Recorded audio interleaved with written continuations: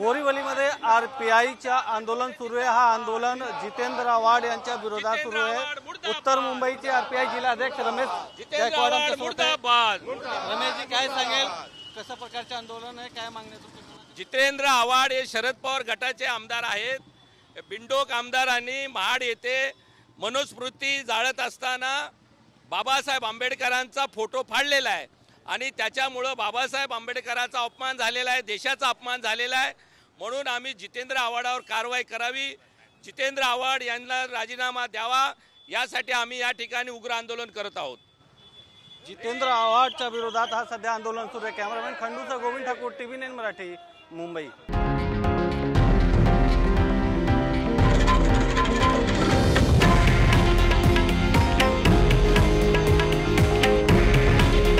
हे आहे देशातील नंबर 1 न्यूज नेटवर्क आणि आपण पाहत आहात TV9 मराठी। काळजी तुमची, हित महाराष्ट्राचं।